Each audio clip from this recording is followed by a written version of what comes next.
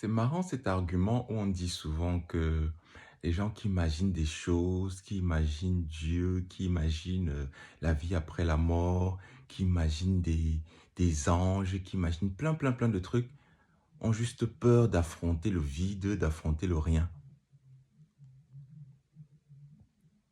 Parce que cet argument peut aussi être retourné contre ceux qui disent il n'y a rien. Avant la naissance, il n'y avait rien. Après la mort, il n'y aura rien. Le fait de voir rien, ça peut aussi être une peur. Une peur de faire face à peut-être quelque chose aussi. Tout peut être retourné, tout argument est recto verso en fait. Tout argument est recto verso.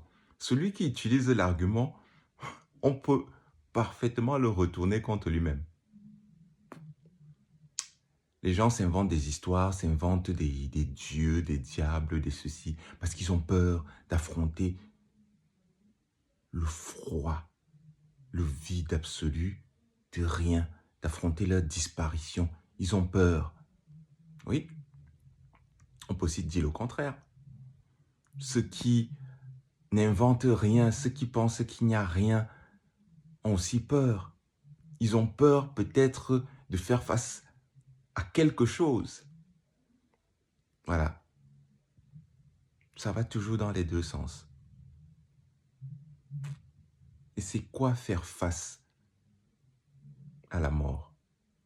Qu'est-ce qui te dit que toi, tu fais mieux face à la mort que l'autre qui s'imagine des choses?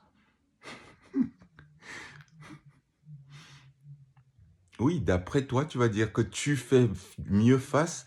Tout le monde devrait faire comme si, mais en fait, t'en sais rien, quoi. Ça, c'est ce qui te va à toi. L'autre, c'est le truc qui lui va à lui. Et tu es libre de critiquer. C'est pas que non, il faut pas, il faut accepter, il faut rien dire. Non, non, non, non. Même ta critique que tu vas faire de l'autre fait partie de ton personnage, fait partie du jeu. L'autre est aussi libre de te critiquer. Ça fait partie aussi de son personnage, du jeu. Voilà.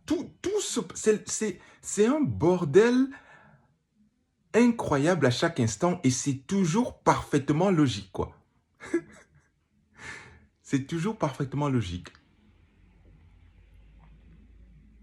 Rien. C'est quoi rien? Rien, on se rend compte qu'en fait, euh, c'est toujours quelque chose. Rien, c'est juste un mot, une étiquette qu'on met quand il y a trop de choses justement qui viennent. Il y a tellement de choses qu'on n'arrive pas à en isoler une seule. On n'arrive pas à extraire une seule chose d'un amas incroyable et infini de choses qui arrivent. C'est là où on dit rien. Ouais. On se rend compte que quand on creuse rien, il y a toujours quelque chose. Mais des fois, on a la flemme de creuser. Des fois, on n'a pas envie, donc on dit rien. Voilà, on met l'étiquette rien. Mais en fait, voilà, c'est toujours faux, puisqu'il y a toujours quelque chose. Tu ne peux pas penser à rien. Dès que tu te calmes, même méditation, etc., ce genre de choses, il y a plein de choses qui passent. Mais c'est que tu n'arrives pas à en extraire une seule pour dire ça. Donc, tu dis rien parce que tu as la flemme, voilà, tu n'as pas envie justement de disséquer, d'extraire, de séparer. Tu dis rien alors que c'est juste tout qui t'arrive en même temps, quoi. Donc, même rien, rien n'est pas rien. Et pareil pour quelque chose aussi, quand tu dissèques quelque chose, tu tombes sur rien parce que tu prends quelque chose, tu le dissèques, tu tombes sur tellement de choses en dessous que bah tu dis rien en fait. Ouais, bon, ouais, c'est tellement évident que ça en devient complexe. C'est tellement évident, tellement simple. La simplicité est très difficile pour des esprits tordus. Ouais, ouais. C'est tellement simple, c'est tellement évident. Ouais. Ouais. Tout argument peut être retourné contre celui qui l'émet. Oui, il faut faire face à la, à la froideur du réel. Il faut être de marbre. Il ne faut rien imaginer. Il ne faut rien. Oui, c'est ce que toi tu en penses.